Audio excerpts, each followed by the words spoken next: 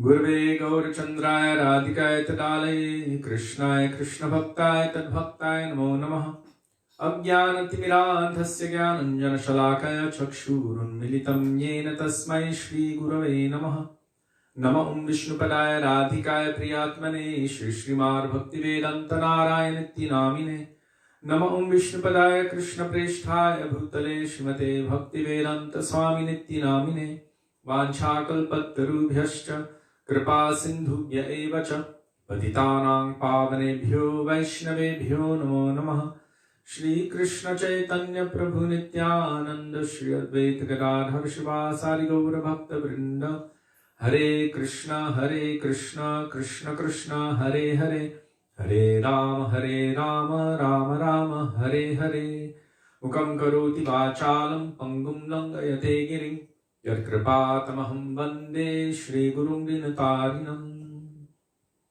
First of all, I offer my Dandava Pranam thousands of times in the dust of the lotus feet of our beloved Gurudev, Nitya Lila Pravishna Vishnupad, Ashtottara Shata Shri Srimad Bhaktivedanta Narayan Goswami Maharaj, and the same thousands of Dandava Pranam in the dust of the lotus feet of Nitya Lila Pravishna Vishnupad, Ashtottara Shata Shri Srimad Bhaktivedanta Swami Srila Prabhupada, and to all of our Rupa Nuga Guru Gaudiya Guru Varga, and to all Vaishnavas past, present, and future, including all of you who are present with us today, I offer my Dandavat Pranam. Dandavat Pranam. Radhe Radhe. Radhe Radhe. So it looks like today, by the grace of Guru and Gauranga, we will be continuing with our journey, going beyond Vaikuntha. This book is not just a book. This is a treasure. This is based on our Gurudev's commentaries. It is our Gurudev's commentaries full of ras and bhav on Sri Sanatan Goswami's Sri Brihad Bhagavatamrita, especially the section of Brihad Bhagavatamrita detailing Gopkumar's journey from here, gradually progressing little bit by little bit because of having received a Diksha mantra from his Gurudev, Gopal mantra. He was chanting that mantra constantly. And as that mantra was growing, so to speak, without even being told what his goal is, just having been given that mantra, he was gradually progressing by the power of that mantra. So he gradually became the king of Jagannath Puri, then he became the king of heaven, Indra, then he became Lord Brahma. He went on from there, further and further. He went to Vaikuntha, and then he went beyond Vaikuntha. Beyond Vaikuntha or deeper in. So beyond or deeper. Within greater Vaikuntha, when you go more toward the intimacy of personal sweet relationship with the Lord, then from there you will go toward Ayodhya, then toward Dwarka, then toward Vrindavan, and whatever eternal relationship one has within their soul for Krishna, like any seed possesses within itself any particular kind of tree that bears any particular kind of fruit, so that will gradually manifest. And wherever one is meant to be, they won't feel satisfied until they attain to that particular relationship with the Lord in any particular form. And if they're focusing on so many different relationships with so many different aspects of the Lord, then they also cannot make proper progress because they are not one-pointed in their conviction. So if one is going toward Ram, toward Dwarkadish, toward Narayan, toward Krishna, toward Narasingha, all at the same time, they actually won't be able to progress properly. If we want to be able to progress properly toward our ultimate goal, whatever it is, then eventually we will have to come into that association that will help us to become ekantik, one-pointed, focused with a particular goal. And then do that sadhana, those activities that are prescribed by our Guru, who will help us to focus that so that we can attain to our goal. Our Gurudev Srila Bhaktivedanta Narayan Goswami Maharaj explained that multi-pointedness is a great enemy to the development of pure bhakti. Exclusive bhakti does not only mean to any form of Vishnu, it means to a particular form of the Lord. And how do we know what that is? Is it based on what we like? You know, I don't know if I want to be a gopi. They're always crying. Maybe I want to be a cowherd boy because they're always partying, having fun, playing with Krishna, wrestling and doing that. Gopis are always... So we can look at it from some kind of mundane sentiment like that, and then we can make some idea, oh, I like this. I want to enjoy Krishna in such a way. What's wrong with that mood? It's all about me. Bhakti has nothing to do with the mood of it's all about me. It has everything to do with anukulyena Krishna anushilanam. What is favorable for Krishna, what is for his happiness, what is for his pleasure, what is for his benefit. And my function, my eternal function, is to serve that pleasure, that happiness, that benefit according to my nature. What is my nature? I cannot detect it with the material mind, with the material intelligence, with the material senses. Therefore, it is imperative that one comes under the shelter and the grace of Shri Guru, that person who is a true Tattvadarshi, who is a knower and seer of the truth, who knows Krishna, who knows their particular relationship with Krishna. And because that has been awakened, there is nothing that can be unknown to them. And so Guru is that person who can detect, who can look beyond all of the layers of our material conditioning and see the nature of our soul. What kind of seed is present? And then expertly help us to nourish that particular seed to attain its perfection. How to grow that to attain its perfection? What is your nature in relation with the Supreme Lord? What form of the Supreme Lord is your eternal worshipful Lord? Is it Ram, Krishna, Dwarkadish, Narayan? Who is your particular eternal relationship with? And how to attain exclusivity in that relationship? It doesn't mean that we're offensive to anyone else, but it means to be exclusive. Very, very simple example. If one is married, they should be exclusive to their partner. Although so many may be out there, and you are respectful, and you have so many different kinds of relationships with all others, still there's exclusivity and one-pointedness. And Raghunath Das Goswami gives the perfect example of this in Sri Manashiksha.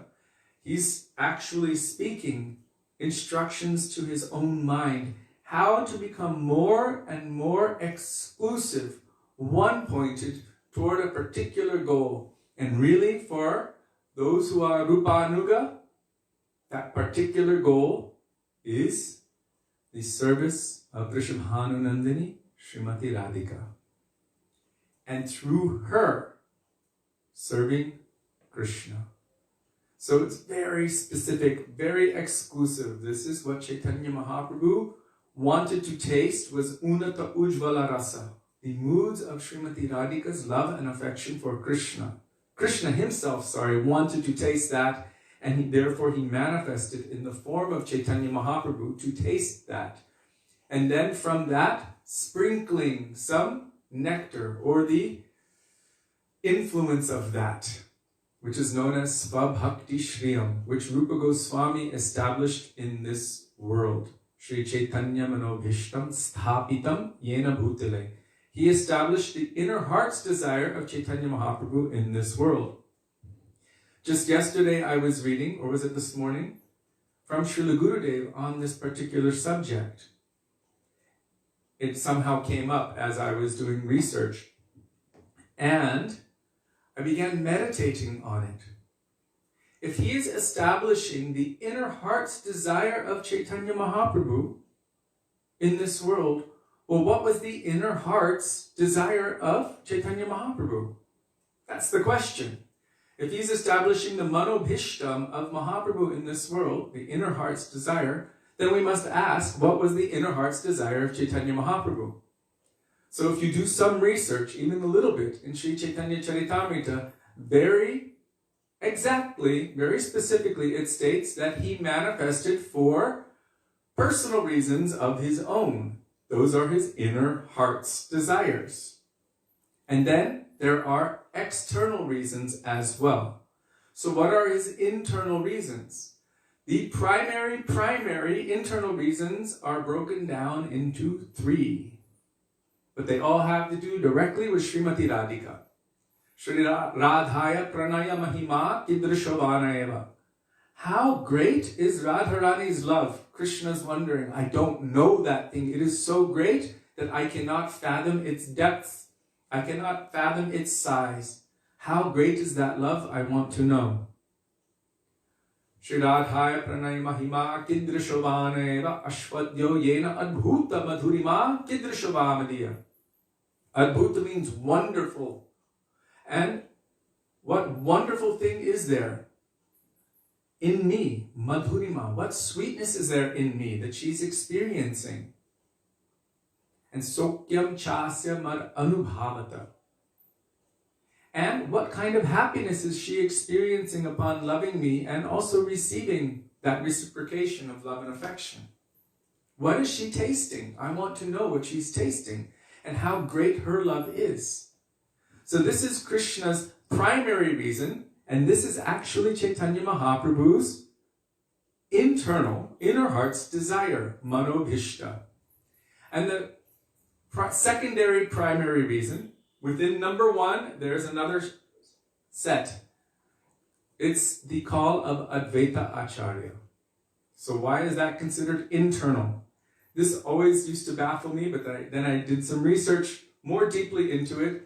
Internal is him and his own purpose, and external is relating to others outside. So him and his own purpose, Krishna wants to taste the bhavas of Srimati Radhika, and Krishna in his own form as Advaita Acharya, who's non-different from Mahavishnu, is calling himself to descend now. That's internal. And then secondary, Prem Ras Niryash Korite Ashvadan, Ragamarga Bhakti Loke Korite Pracharam. So Ragamarga Bhakti means to distribute or to awaken spontaneous loving affection for Krishna in the world. Ragamarga Bhakti. In the wake of the moods of the Brajavasis. And then the other one, which is mentioned as secondary, means its natural effect of his own internal is to distribute the Yuga Dharma for this age. For this age, it is Harinam Sankirtan. Kalo Nastyeva, Nastyeva, Nastyeva. What is that? Harirnam, Harirnam, Harirnam. Harinam Sankirtan. So that's a secondary. But his own internal purpose is to taste the moods of Srimati Radhika. And Rupa Goswami is establishing this in the world. Manobhishta. Sri Chaitanya Manobhishtam. It's his inner heart's desire. And so what is Rupa Goswami giving? Srila Gurudev explained again and again that what Srimati Radhika is experiencing is exclusively her property.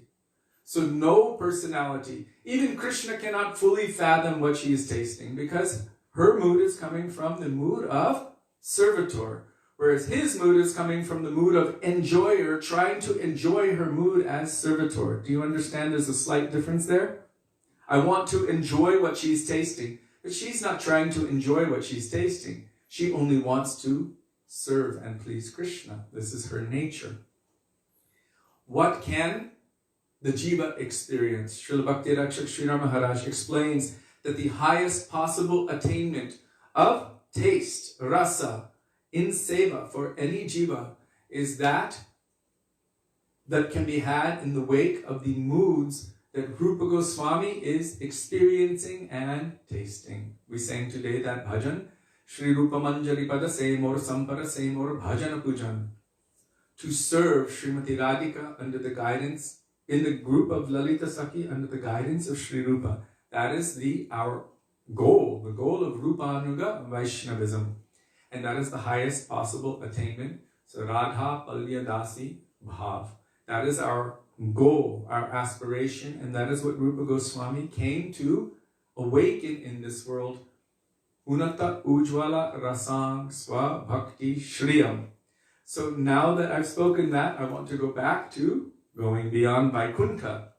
I needed to establish that because Gopkumar's internal goal is the nature of his soul, which is as a cowherd boy, friend of Krishna in Vrindavan. So no matter where he went, he did not feel complete or full satisfaction. He was always feeling something is lacking. Something is, even in Vaikuntha, even in Ayodhya, even in Dwarka, something was missing. So he wasn't able to attain his everlasting peace until he was in full alignment with the nature of his Atma, with the nature of his soul. And that is to serve and love Krishna as a cowherd boy in Vrindavan. But because his path was toward cowherd boyness, we don't know what our path is unless we come under the guidance of Sri Guru, and that Guru gives us an indication as to what our particular goal is. So our Srila Gurudev, Srila Bhaktivedanta Narayan Goswami Maharaj, again and again and again, I cannot tell you how many times, said the fact that so many have come to this path of Rupanuga Bhakti in the line of Chaitanya Mahaprabhu and Rupa Goswami, and we are hearing all of this kind of Harikatha, what Rupa Goswami gave, what Raghunath Das Goswami gave, what Prabodhananda Saraswati Thakur gave, what Sanatan Goswami and Jiva Goswami gave, what Bhaktivedanta Thakur gave, what our Srila Prabhupada, what our Guru Varga have given. He said it is an indication that 99.9% of you have this intrinsic nature and mood to serve Srimati Radhika and Krishna in Vrindavan. Otherwise, you would naturally be attracted to any other sampradaya, he said. So it's very strong indication. And any real guru, any sadguru or tattvadarshi guru can see and know what is the nature of any soul, their intrinsic nature, and they will give them that nourishment by which gradually they can awaken what is already inside to manifest their eternal relationship in love and affection and service to their divine, eternal beloved. So now, before going beyond Vaikuntha, we will pray in the words of Raghunath Das Goswami in the lotus foot dust of our Gurudev and to Sri Sanatan Goswamipada. Vairag Juga Bhakti Rasam Prayatnair Apayanan Mam Anubhikshamandam Kripam Budirya Paradukaduki Sanatanastvam Prabhum Ashrayami. Praying in the dust of the lotus feet, that may even a particle of their moods which are present within these pages manifest themselves within our hearts.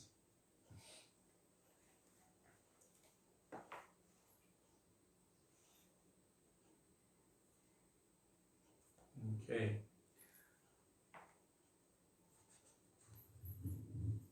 Yamuna Prasad asked a question, Radhe Radhe. How to know what is your Ishtadev and in what particular rasa? How to be sure that you go to the right final goal? I believe I answered that. Yeah. One must take exclusive shelter at the lotus feet of a Tattvadarshi, Rasik, Bhavuk, eternal associate of the Lord, Sri Guru. And under that careful guidance, one will be able to, they will be able to see and determine and then guide us accordingly. So it is essential that we are always under the shelter of Sri Guru. Okay, so the other day we began, Krishna gives prem even to his enemies.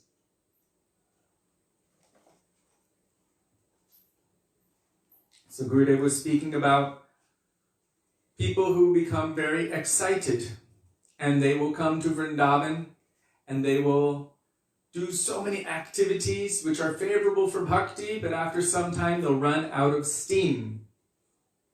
So there's two ways of considering this. One is that they don't have enough sukriti, means spiritual merit, and their sanskars, their impressions are not strong enough, and also they're not under proper guidance. So one can come here and they can be so excited, but if they're not under guidance, then the material anarthas may creep up due to subtle aparads that they're not even aware of, and gradually they'll become dejected. Also, sometimes it's called utsahamayi. Utsahamayi is something that most devotees have experienced. In ISKCON, we called it pure devotee syndrome. Have you heard of that? Have you seen it before? Have you ever been there? I have. So it's those times when you start chanting 64 rounds a day and you feel like, oh my God, I understand everything and I can do this and I'm going to go back to Godhead now. And, this feeling, that you're almost there. Like, oh my God, I've almost attained perfection. And then something happens in your life soon afterward that makes your feet touch the ground again. Or you meet with any pure devotee who tells you, it's a nice drama, but you are not Raghunath Das Goswami. Oh, right, I'm not Raghunath Das Goswami. So we can get this false idea that I am so much higher than what I am. This is called utsaha mayi, false enthusiasm. It's nice. It's like a child who's learned how to write A, B, C, and they think, I know everything now. Our Gurudev would say this all the time. That, the child has learned how to write a few letters of the alphabet, and now he thinks I know everything. And his parents and others are looking, oh, very good, very good. But they know he doesn't know everything. The interesting thing about spiritual life and absolute reality is that the more that you know, the more you will understand, I don't know anything. Neophytes think I know everything. And those who actually know Krishna feel I don't know anything. And so you can say or understand how, to the degree that one actually has qualification, to that degree they will be humble. So in that person who's the most qualified, you will find the most humility. And in that person who's the least qualified, you will find the least humility. They feel that they're the most qualified, but this is a sign of no humility, which means no qualification. Baladev Prabhu, as Anantashesha, with his thousands and millions of mouths, has been glorifying Krishna's names, forms, qualities, and pastimes since time without beginning. And even he feels inadequate to even begin scratching the surface of the glories of Krishna. Even Krishna cannot estimate the depths of his own glories, what to speak of any ordinary person. So, this is a sign. It's a sign. The more one knows on the path of bhakti, the more they will feel, I don't know anything. That's why Chaitanya Mahaprabhu is saying, Nam Nam Akari Bahudani Sarva Shaktis. You have invested all of your Shakti, all of your potency in your holy names. But I am so unfortunate, Durdaivam, that I have no attraction or attachment to your holy names. And then he's feeling himself lower and smaller. Please just keep me like an atom at your lotus feet. Stita dhuli sadrisham vichintaya. Just keep me like an atom. Any particle of dust, a microparticle of dust at your lotus feet. Kripaya tavapada pankaja stita dhuli sadrisham vichintaya. So this is really the symptom of someone who is quite advanced, that they feel that they have nothing. But there also may be someone who's not advanced with no humility, and they also realize, I have nothing. That's not humility, that's reality. But those who are truly advanced also feel themselves to have nothing. So, Gurudev was speaking about some person who came from Brihad, and he went all around, was doing parikrama, he left everything else, came to the pastime places of Krishna, but after some time, he lost his enthusiasm. Because, one, he's lacking sukriti. Two, he was having some utsahamayi, this false enthusiasm. Three, he was not under the guidance of and serving pure Vaishnavas and receiving that mercy. It's essential if we want to be able to understand transcendental subject matters and see things transcendentally as they are, then we must be under the guidance of and receiving the darshan, the transcendental mercy by which we will have darshan, means transcendental vision of the real thing. How did Arjuna get that divine vision? Krishna said, I now give you divine eyes. So it is a medium of the transcendental's mercy by which one can see the transcendental. Does that make sense? By the mercy of the divine, one will be able to see the divine, but not by my own power or potency. That is why it is required that one takes shelter of the pure devotee who has that connection with divinity and who can give mercy, divine mercy. By their grace, we can see. That's why we say, Om Ajnana Timirandhasya Jnananjana Shalakaya Chakshurunmilitam Yena Tasmai Shri Gurave Namaha. By the mercy of my spiritual master, my eyes will be opened by we use the word torch of knowledge, but they're Jnana Anjana, like Prema Anjana. It's like the salve of love. What Sri Guru gives us is a special kind of medicine by which we will be able to see transcendental things, transcendental subject matter. We will be able to understand and appreciate that. Divya Gyan Hriday Prakashita. Guru manifests within our heart transcendental knowledge. What is that? Knowledge of my relationship with Krishna. And by the mercy of Sri Guru, and that also means Sadhu Guru Vaisnava, then Nama Shrishtam Manamapi Shachitramatra Surupam, all of our relationships with transcendence begin to awaken. And as that is awakening, real taste is coming, by which all ignorance will become, I wouldn't use the word destroyed, because it says avidya vinasha jate, but in one sense, it's actually just completely disinteresting to us. All material and mundane stuff of this world will become completely lackluster, completely lacking interest. You know, like when you have, well, we have a compost here, and we throw food in there, the leftovers, not the food, but, you know, the peelings and stuff. We have no interest in that. I take it out every evening and I give it to the animals. I have no interest in that, except for the fact that I can give it to them, but I don't want it. I don't want to eat it. It's not for me. When one is developing or realizing taste in transcendence, in Bhagavan, in Krishna, in the real thing, then automatically their taste for other things, lower things, will be given up. That is why our Srila Prabhupada, our Gurudev, our sadhus, our shastras always speak about awakening that higher taste. When one has this higher taste, then very easily you give up that lower thing. Without the higher taste, then you cannot give up that lower thing. So the proof of one actually experiencing higher taste is that they have and are giving up the lower thing. Sometimes it might be that someone makes any severe aparad, especially Vaishnava aparad, and even though it appears that they were tasting so much due to that aparad, again their mind becomes completely consumed with material consciousness and they go back to eat that nonsense that they had already rejected. But that's another story for another time. So now we will continue with the question of Devaki. Once one's pure devotee guru has left the planet, do Shiksha Gurus have to be pure devotees? That is an amazing, good question.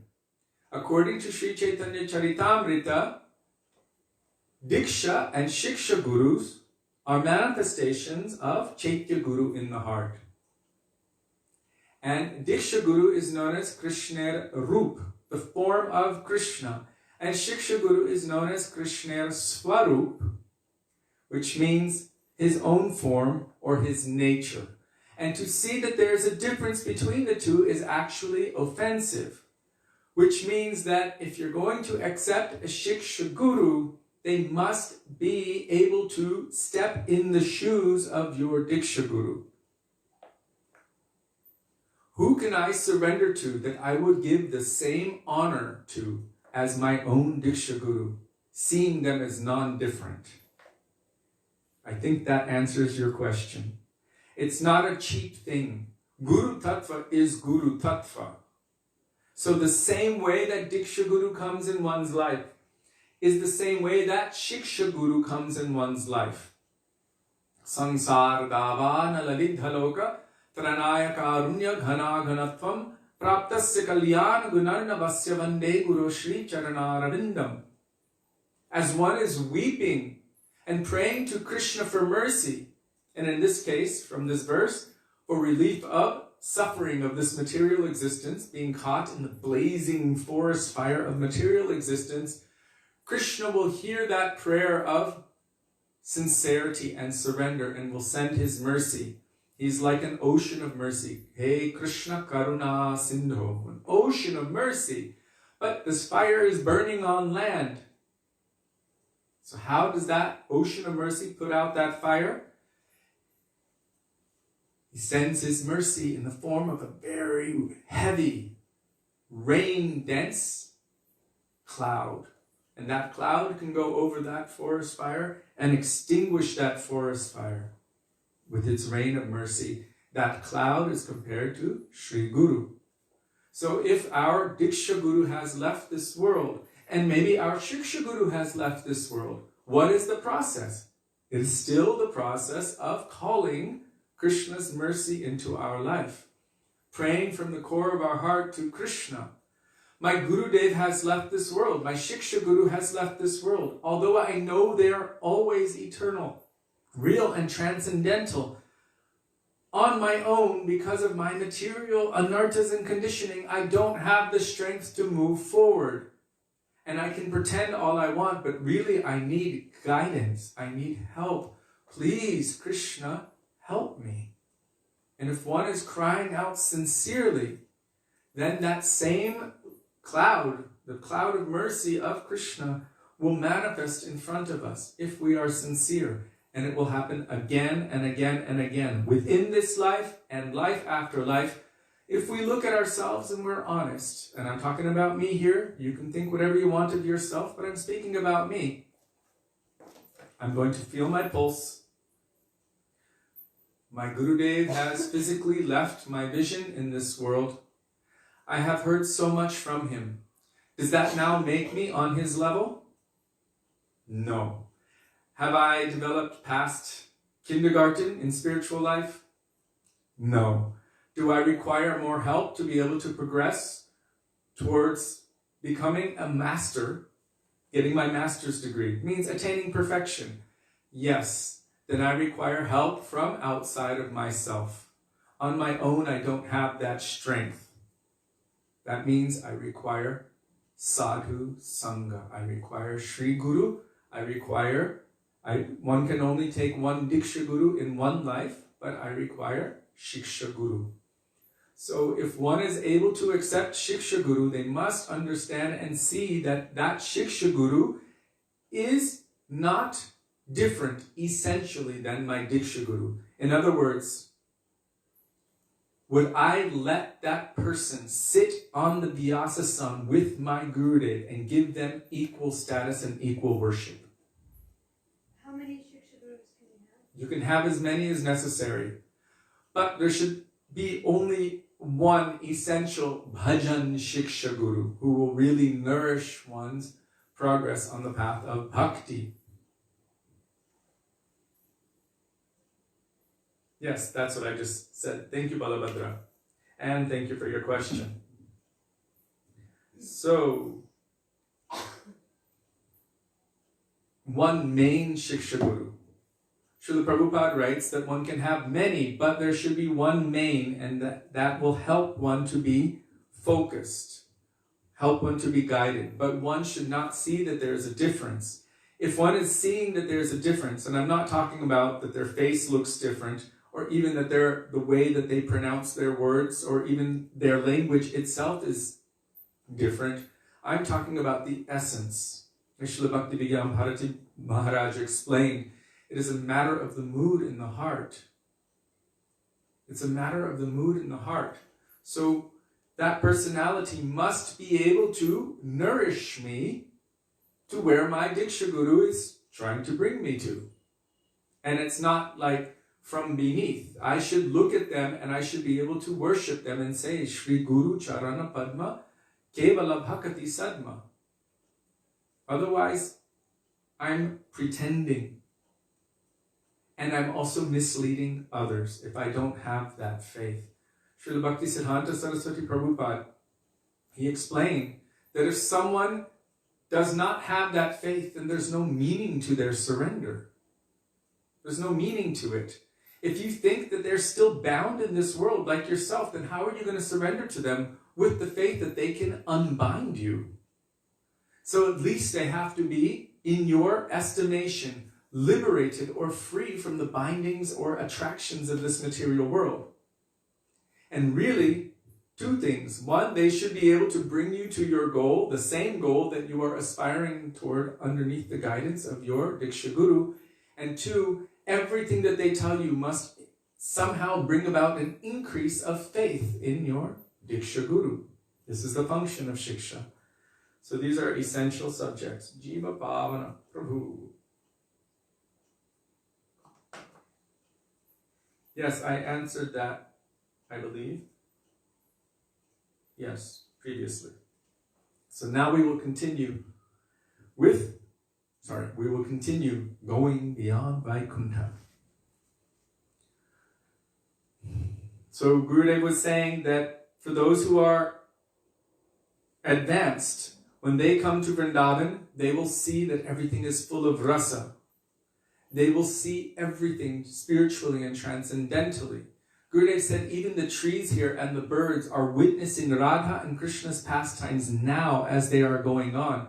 And he told us during parikrama, so you should not disturb the trees. They're great sages who are doing bhajan and they're witnessing the pastimes of Radha and Krishna.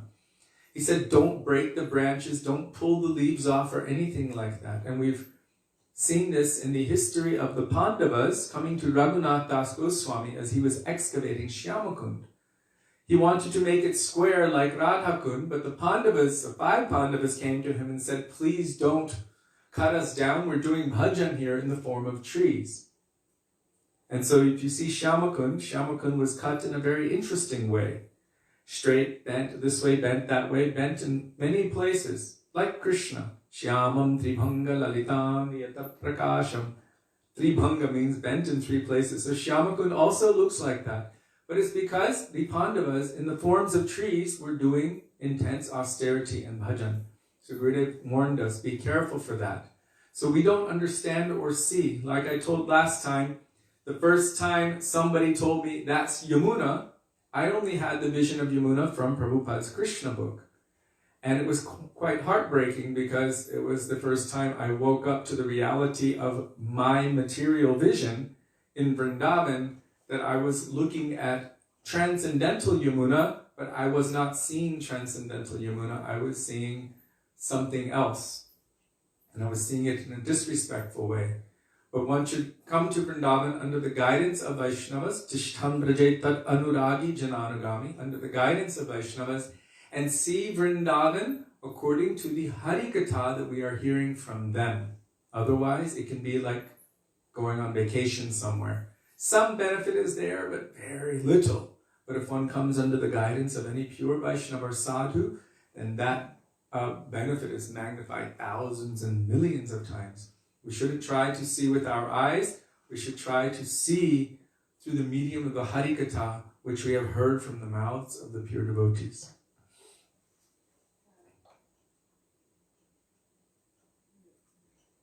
If we don't do so, then we will only become disturbed gradually. We will just see so many flaws and faults and everything due to our material consciousness. So Gurudev said, everything they come across will only disturb their minds, and this will be their darshan of Vrindavan.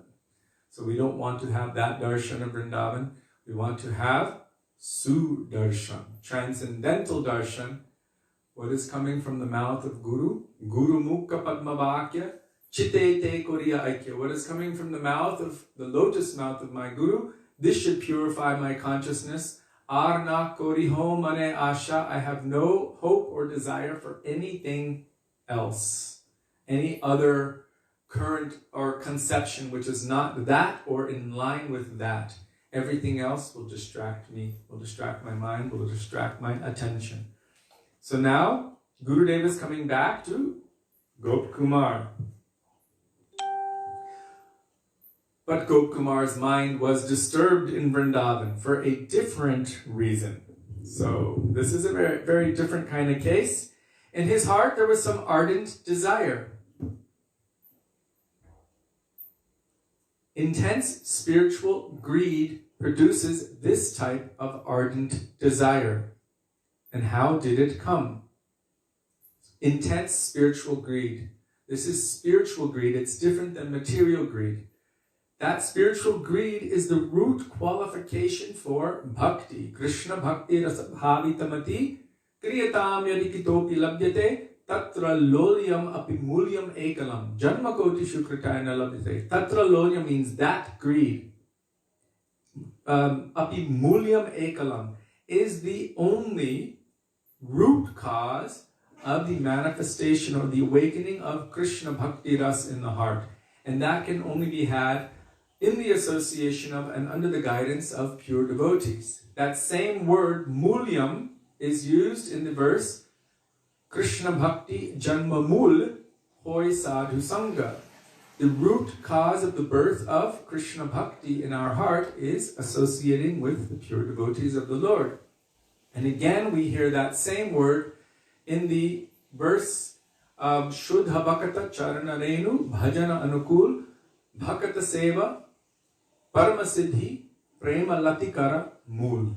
So what is the root, the mool of Prema Lata, the creeper of divine love for Krishna, awakening? What is the root of that?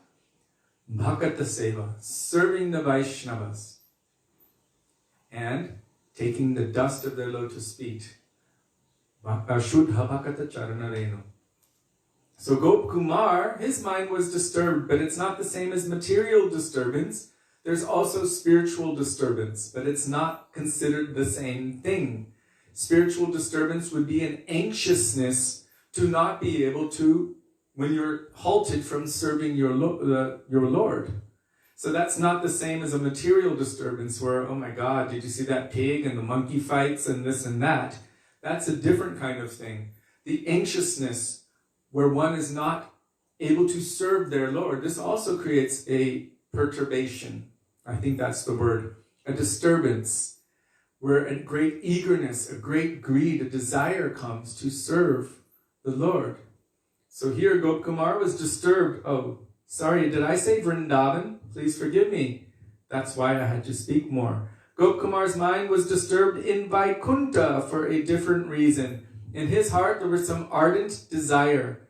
Intense spiritual greed produces this type of ardent desire. And how did it come? For millions of years, he had been practicing sadhana. He had been to Brahmalok and many other worlds and back again. And millions of years had elapsed. Don't let that get you down. He didn't have guidance, not proper guidance. But we have come into contact with Sri Guru, who is Rupanuga, who is telling us about Gop Kumar, so we don't follow that path, so that we can take the shortcut path. If we follow them very quickly, we can attain our goal. And we should have that kind of burning hope. His ardent desire did not come after only one day. It came only after performing bhajan by way of the Gopal mantra, like the method of Brahma. In our Sampradaya, it is one of the main mantras, yet still he was not feeling completely fulfilled. Regarding not being hopeless, one thing our Gurudev always told us was, don't be hopeless. So this is the order of Sri Guru. Even though we hear things like this, we still should not be hopeless. And then on top of that, there's a verse in Srimad Bhagavatam which says, Aho bata swapachatto gariyan. If you can post that, I would really appreciate it. Thank you. Aho bata swapachatto gariyan. There it is stating that by the time one comes to have taste and faith in the holy name of Krishna, you should understand that already for thousands and maybe millions of births, They have already done so many other things. They have already worshipped in all of the other paths. They have already bathed in all of the holy rivers and lakes. They have already visited all of the holy places of pilgrimage. They have already done all kinds of tapasya. They have studied all scriptures. They have done almost everything that's to be done in terms of these millions of lifetimes. So who knows what we have done before to finally come to the path of Rupanuga Bhakti under the guidance of a Braj Rasik Bhavuk Rupanuga Acharya, and to hear the conceptions of Rupa Goswami, Bhaktivinoda Thakur, what is coming from Sri Chaitanya Mahaprabhu. This is unprecedented, and for all of us, we should understand that that fan of material life, of samsara, has been unplugged, and it is winding down very quickly. Means that whole material samsara, we should see it like the end is very near. And with that kind of excitement, where we see, oh, you can start seeing light on the horizon. Very soon the sun is going to rise. Very soon. You know it. It's been a long night. A very long night. Tomara nidraya jiva nidrita dharai tava jagarane vishwa jagarita. Our Param Gurudev Srila Bhakti Pragyan Keshav Goswami Maharaj, in his Mangal Arti song, Bhajan, he says that the end of our night is finally coming. Tomara nidraya jiva. The jiva has been sleeping in the lap of the witch Maya since time without beginning. And finally, our great fortune is arising. We're about to wake up. We're about to wake up. So many bhajans are there which are telling us the same thing. Jeev jago, gora chandabole, kotanitra jao maya pishachira kole, udilo aruna purava bhage, dvijamani gora amani jage. So much hope is there. Mahaprabhu only appeared 540 something years ago, and so close to the time of Mahaprabhu. We have also met and seen so many Vaishnavas, and we are being bathed in the waves of their mercy. That flood is still inundating the world. And again, more acharyas are jumping in that flood and creating bigger waves. And all of us can be drowned in that ocean. So we should not be hopeless. We should be extremely hopeful. How many millions of lifetimes did it take for us to come to this point? And oh, we are so close. We're so close. Now,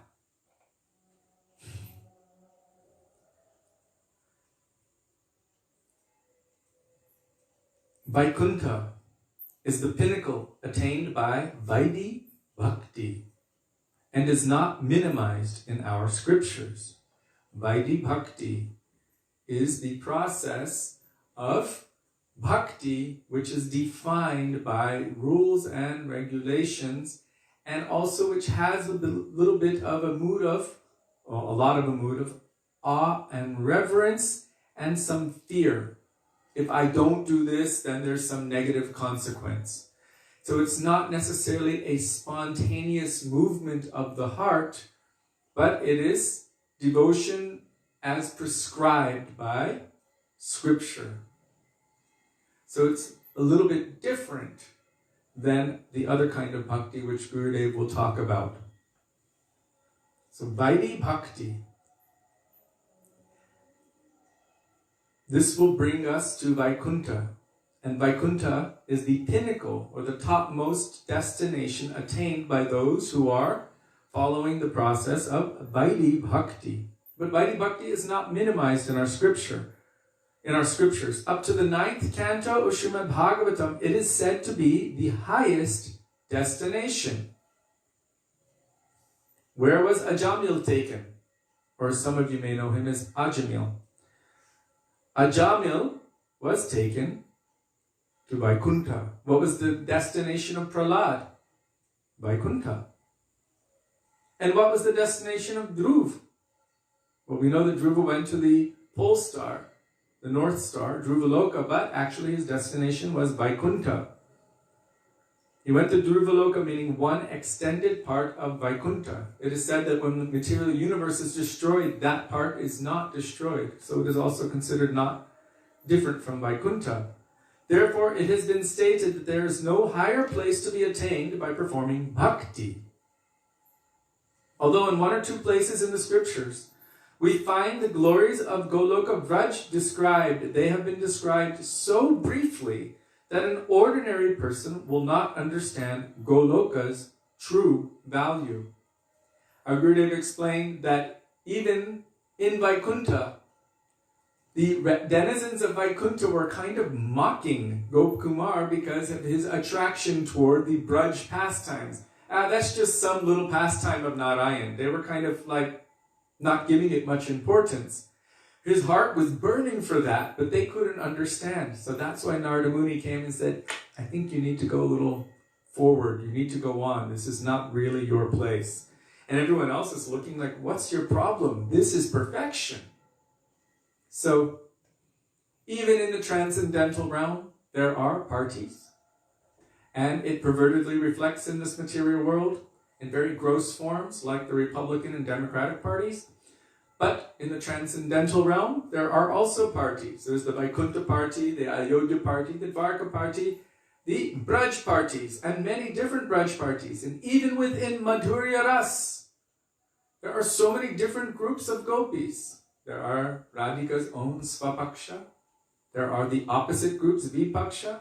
There are the Suhrid, which are friendly to her, but a little neutral. And then there's the Tatashta, which are more neutral to her and a little bit more friendly toward Chandravali's group. So different groups and different parties are there.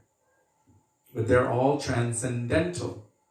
That's why I use the term pervertedly reflects in this material world. What is the difference between the transcendental realm and the material world? Here, everyone is really for themselves, whether they realize it or not.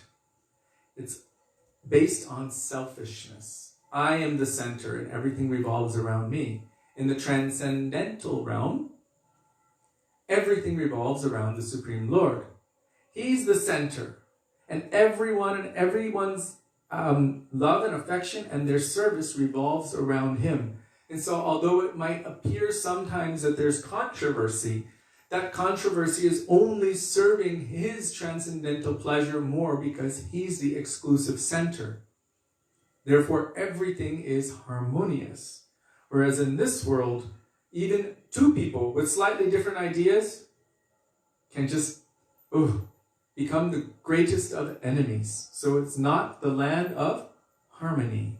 This material world is not the land of harmony. It is said to be Martya Loka, the land of death. So,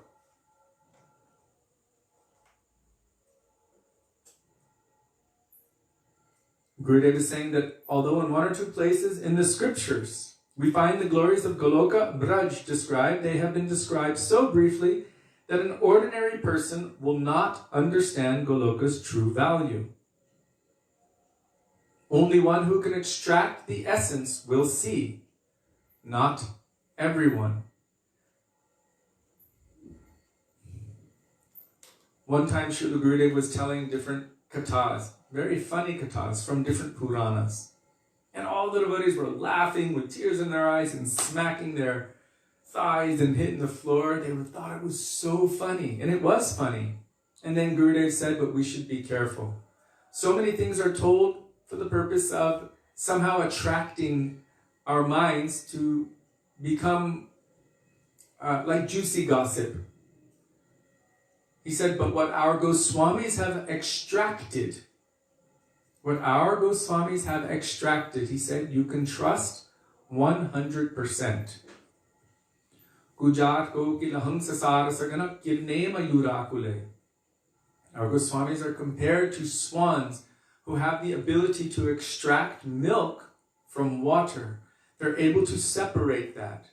And we also pray to Rupa Goswami, Yang Kali Rupa Sharira Nadharata, Tan Braj Prema Mahaniti Kutarika. Who could have known and who could have extracted and who could have separated these rasas so that we might be able to understand and digest them? How would we know the difference between Krishna of Vrindavan and Krishna of Mathura? Go Janata, Mathura Vrindavana, Go Janata, Brajanita. Who would have known about the moods of the Brajabasis?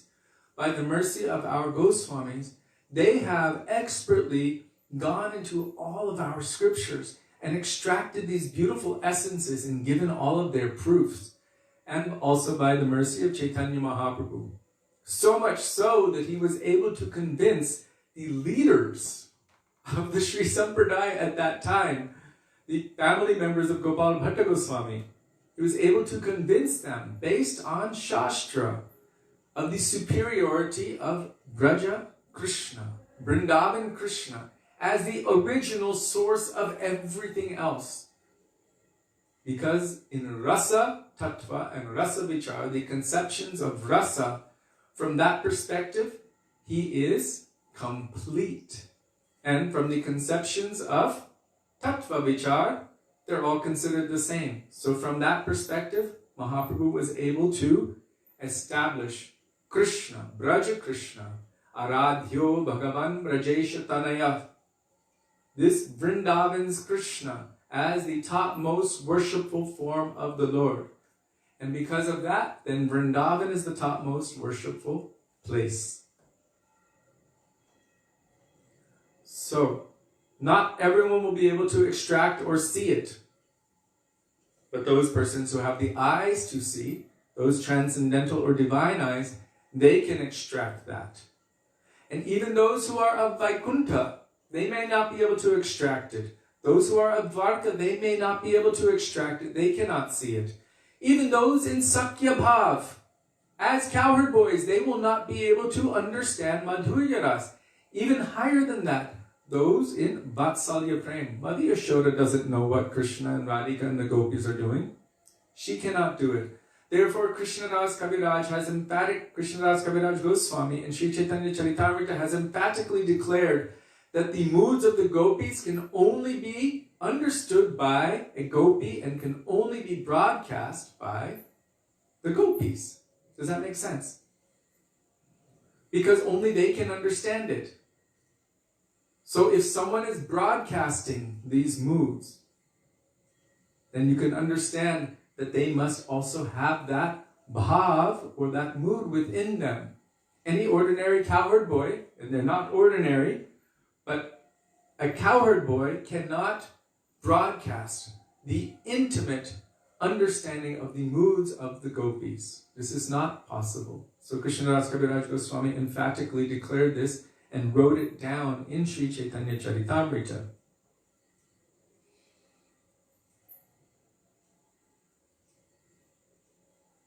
Yes, Balabhadra. Krishna is also avatari according to Tattva Vichar. But if you're still looking in Tattva Vichar, you will understand that fire is fire is fire. But still there's a source. The first candle lights the next, lights the next. When you look at it from the perspective of Tattva, you can say that they are all one because they're not different. But still, there's a speciality. Krishna is the first. But if you're looking from that perspective, it might be a little bit confusing. So then when you apply the vision or the perspective of rasa vichar, only Krishna of Vrindavan is considered full or complete because only Krishna can satisfy everyone in every ras to the maximum degree. Only Krishna can fully reciprocate. So obtaining residence in Vaikuntha, obtaining residence in Goloka Braj is extremely rare. And within Gopkumar's heart is that rare desire for darshan of Gopal. Along with that, he desires Krishna prem that is unrestricted, like a horse with no reins. So now Gurudev is referencing Raganuga Bhakti or Ragatmika Bhakti. Means there's no restriction. It's natural, spontaneous, and it is wild. You can't bind it. The horse with no reins will run wherever he wants to go. I'm going to just tell you really quickly. So once when I was young, I was about 12 years old, I was on Sharanagati Farm north of Vancouver, and there was a horse that they named a Big Bully. He was a huge, huge horse. And I thought I was smart, I can ride this horse, although he wasn't properly trained. So I got on the saddle, we put the reins on, and he actually walked nicely to one end of the farm. And as he was walking back, suddenly, the reins on one side came undone.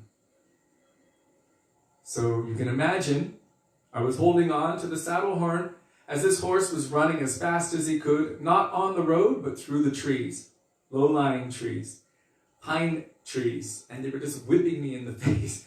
He was completely wild and free, and I had no control over him whatsoever. So I was just going to share that as a practical experience of a wild horse with no reins. Completely unrestricted. There was nothing I could do. He went back to the place where we started for some food, and that's where I got off all messed up. But that's a side idea. Gurudev is talking about Gop Kumar. His heart had that rare desire for darshan of Gopal. And along with that, he desires Krishna prem, divine love for Krishna that is unrestricted, like a horse with no reins. So, this is something very special. This mood of spontaneous loving devotion. This is what Chaitanya Mahaprabhu wanted to give to the jivas of this world. Raga marga bhakti korite pracharam. Sometimes people misunderstand and they think that he wanted to give simply rules and regulations and Vaidhi bhakti. But no, he wanted to awaken this raga marga bhakti. What he was tasting, this prem ras niryash korite ashvadan, this amazing nectar of divine love that Krishna is tasting in the form of Mahaprabhu. Srimati Radhika's love and affection for Krishna. What is that nectar? My God, how much nectar is contained within these two syllables, Krishna, and how much sweetness, how much spontaneity is there. That's who Radha is. Manifested from Krishna and ran toward him with intense anurag to serve him. This is her nature. And so Chaitanya Mahaprabhu, Krishna in the form of Mahaprabhu, is experiencing this and simultaneously desiring to awaken something of that in this world. That is called Raga Marga Bhakti. Loke Korite, for giving to this world. Pracharam, to preach this. So we should understand that those who are preaching this are also giving Sri Chaitanya Mahaprabhu's Mano Bhishta, his inner heart's desire. They are also establishing that in this world. Srila Bhaktisiddhanta Saraswati Prabhupada, on his departure bed, was regretting that he was not able to give more of that. He was actually expressing that. So his mood was also to give that. Our Gurudev's mood was to give that. Srila Gaur Govinda Maharaj's mood was to give that. All of our Acharya's mood is to give that. And our Gurudev asserted emphatically 1,000 times over that that is what our Srila Prabhupada came to give also. Gauravani Prachar, to give these moods that Chaitanya Mahaprabhu wanted to give to this world. What Rupa Goswami came to give to this world.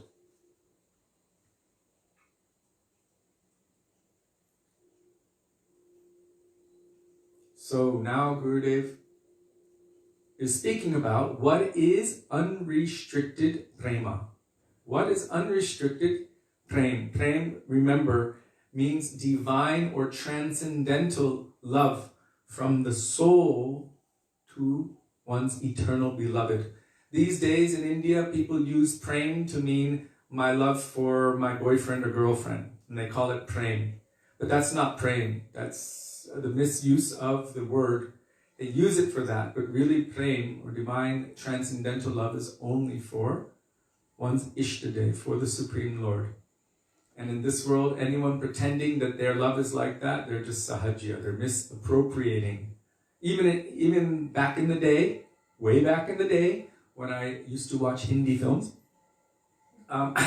yes, I was born and raised in Gurukul, there was one song and they were saying, our love is like Radha and Krishna's love. Our love is like Radha and Krishna's love. But Shastra says, and our Guru Varga says, absolutely not. It is as different as heaven and hell. Atmindriya pritivancha tare bale kam. It is known as lust in this world because of its selfish nature. Krishnendriya priti icha dhare premanam. When it is for Krishna and exclusively for him, it has nothing to take and everything to give, then it is known as prem. As Chaitanya Mahaprabhu said in the last verse of Sri Shikshashtakam, Ashnishyava paradatang pinashtamang adarshanan marmahatang karotava yatatatava vridhatu lampato mat prananathas sa evanaparaha. Oh my Lord, you can do whatever you like with me. If you want, you can kick me away. You can send me to hell, you can break my heart, you can embrace another in front of me, or you can embrace me if you like.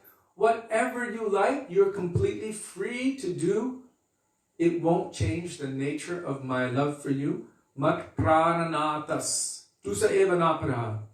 There's nothing, no other idea. You are always my prananath. Prananath means the beloved of my prana, my own breath, my own life. You are the beloved of my life, and nothing will change that, no matter what. This is prem. In this world, we can test our prem. If your boyfriend or girlfriend or husband or wife left you for someone else and left you high and dry with nothing, and let's say you still had attachment for them, would you still feel the same? Most people, no. Most people get really, really angry, and they would want nothing more than to see that person's eyeballs ripped out. It's the nature of love of this world. I hate them, I wish they were dead, like that. But for Krishna, prem is such that if Krishna is going to another, Srimati Radhika's mood is, if anyone can please him more than me, I will gladly push them forward. We don't have moods like that in this world. We don't understand this kind of love because ours is selfish. So Gurudev is asking, what is unrestricted prem? The members of Srimati Radhika's family bound her inside the house. And the other gopis were also bound inside their homes. And what were their family members telling them? If you go to meet Krishna, we will punish you. Serve your husband, or we will beat you. And we will spread your bad name everywhere. So they were being threatened. Gurudev continues, prem, with fear of worldly reaction due to having failed to uphold one's dharma, is restricted love. So if we love Krishna, but we're worried about what others might think of us, what if I cry and then people judge me? What if I actually become like a mad person and I'm rolling on the ground and frothing at the mouth? People will think I'm crazy. I don't want people to think I'm crazy. I can't let myself go there. But sometimes when I'm chanting, tears start to come to my eyes. I want to, but people are going to judge me funny. Oh. Like now, I'm afraid to go out with a mask on because so many are judging. They're judging me for wearing a mask. It's the other way around, you know. So I'm like, maybe I'll just hang it over my ear, you know. But if I come close, then I'll put it on. Like that. So here, praying with fear of worldly reaction due to having failed to uphold one's dharma is restricted love. But the gopis left their husbands regardless to be with Krishna. They could not help themselves. As Gurudev has previously said, by his flute song, when he was playing his flute, really he was calling Radhe, Radhe, Radhe, Radhe. Without you, I cannot maintain my life. I will not be able to exist. And when she heard that, it was like an emergency siren. I have to run to Krishna. But because all of the other gopis are manifestations of Srimati Radhika and her moods of love and affection for Krishna, They all heard their own names being called, and they heard that same emergency calling, "Without you, I will die." And immediately, it was as if their hearts were ripped from their bodies and went to Krishna, and they stopped whatever they were doing and ran toward Krishna for his sake, to serve and to please him. So they gave up all concern for everything else. There was no restriction. They left regardless to be with Krishna. Their prema was not bound. Rather, it was fully manifested and even increased further.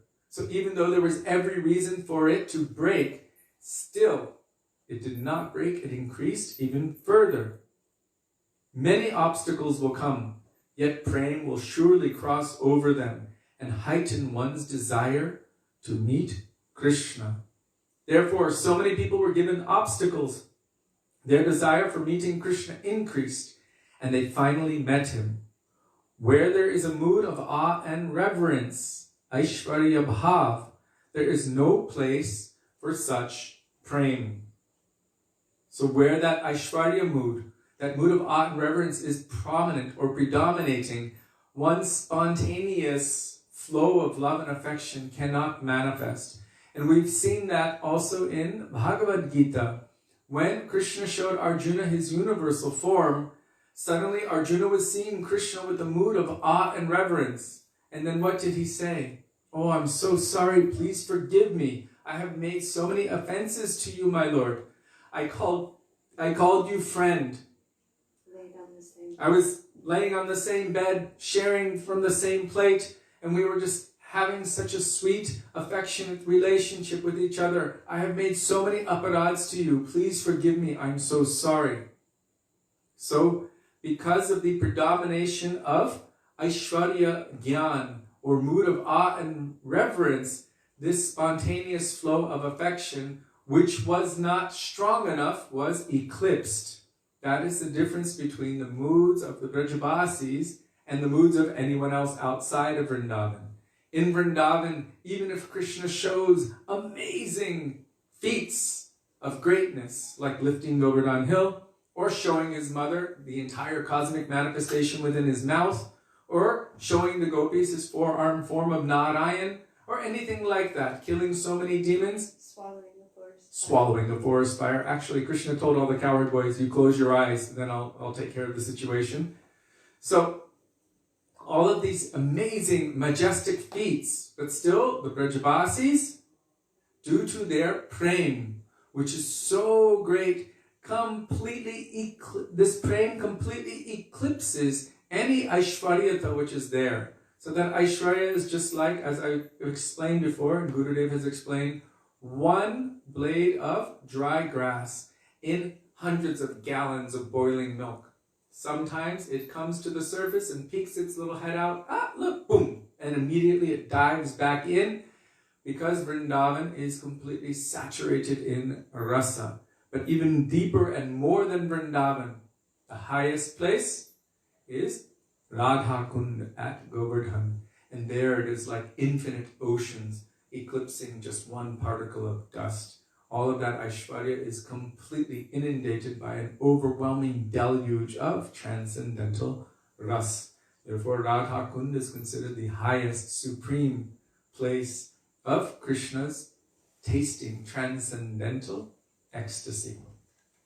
So now time is getting late. And I like ending on Radha Kund and ecstasy. So thank you very much for giving us this opportunity. Srila Gurudev ki jai, Srila Prabhupada ki jai. Oh, 2 questions. Okay. The conundrum is how? If we're not sincere, how can we sincerely pray for sincerity and humility to awaken within our heart? I hopefully pray that by even imperfectly chanting Hare Krishna, it will eventually lead to true sincerity and humility. This Rupa Goswami said, yes, gradually.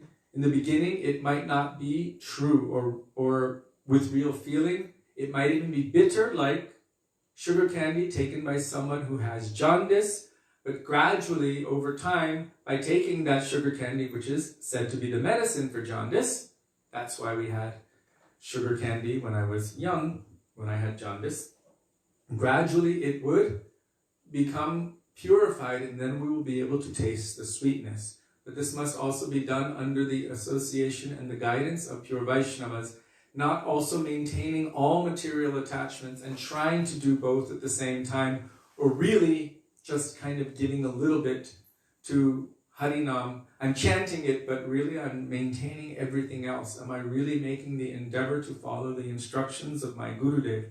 So we can take shelter of these bhajans. So by taking shelter of the bhajans, by taking shelter of Vaishnavas, of sadhus, by taking shelter of the processes of bhakti, by hearing Harikatha from the lips of the pure devotees, and by serving the Vaishnavas.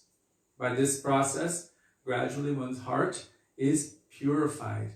And we don't even realize it, but that Gurudev once said, don't think that coming to Vrindavan, we went to Parikrama to Talavan, he said, don't think that coming here, placing your head in the dust of these places, and hearing the Harikatha from the pure devotees of these places is having no effect. He said, I can see that so much changes there. You may not be able to see it, but I can see that so much changes there.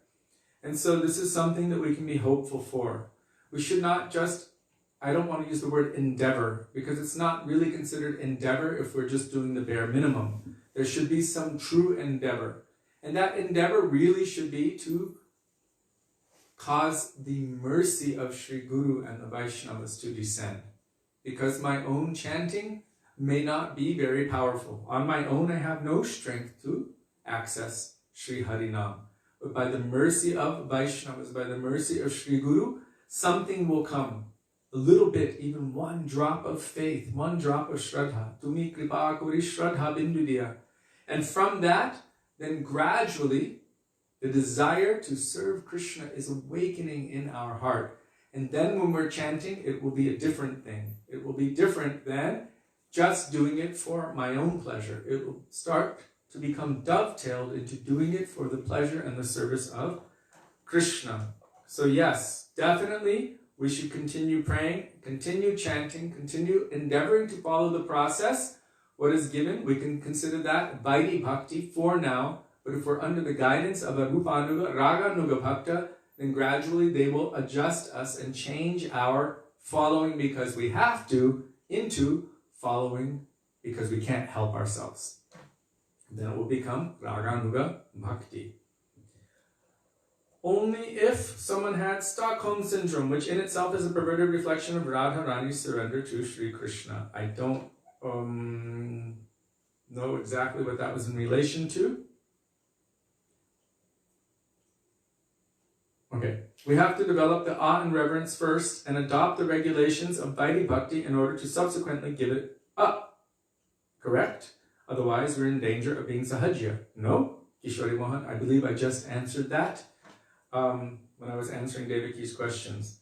So yes, if we are pretending to be Raganuga Bhaktas and we're not following rules and regulations of scriptures as defined in Shastra at our Kanishta or pre-Kanishta stage, then according to Shastra, whatever activities we're doing will only create so much disturbance in society. So in the beginning, yes, we must be under the strict guidance of Guru and follow the sadhan that Guru prescribes.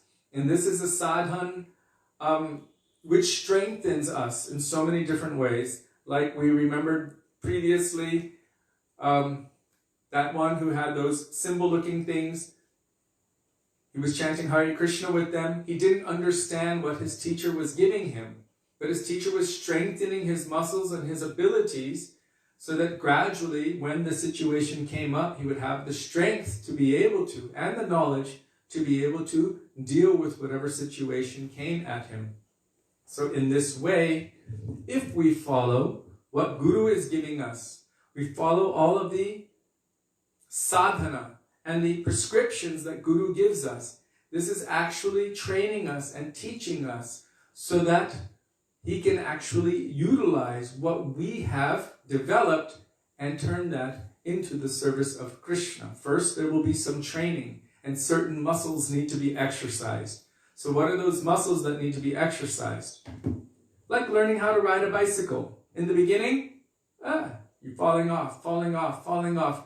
Gradually, through practice, through focus, through consistent endeavor, then it will become natural and spontaneous. And then the idea of falling over or falling off is like, what? Then you can jump over ramps and do whatever. But in the beginning, it's very difficult. So making that endeavor again and again and again through our practice with the hope of attaining a particular goal, then this becomes our sadhana. And this must be under the careful guidance of Sri Guru. And gradually, in the beginning, we need to be reined up. We need to be leashed up. Otherwise, we will naturally run toward material enjoyment and the material world.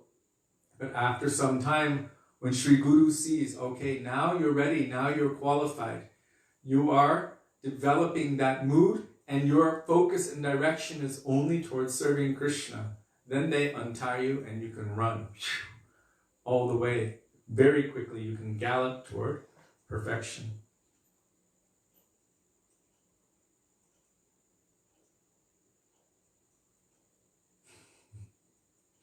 Jai. Srila Gurudev ki jai, Srila Prabhupada ki jai, Rupan Guru Varga ki jai, Gaura Bhakta Vrinda ki jai, Shri Gaura Premanande, Hari Hari Bo.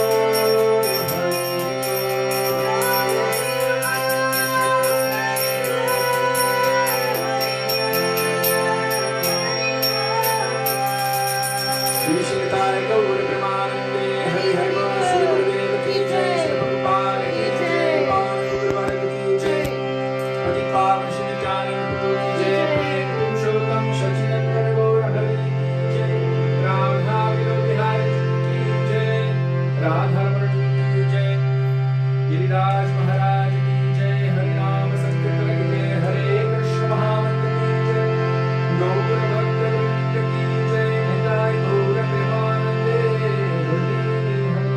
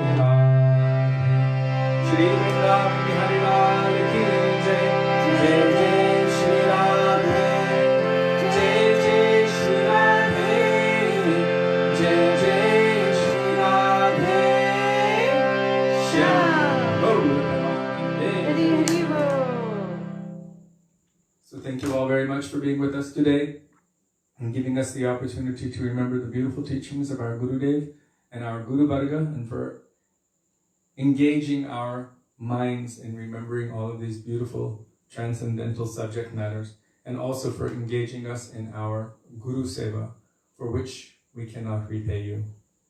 We look forward to being with all of you tomorrow.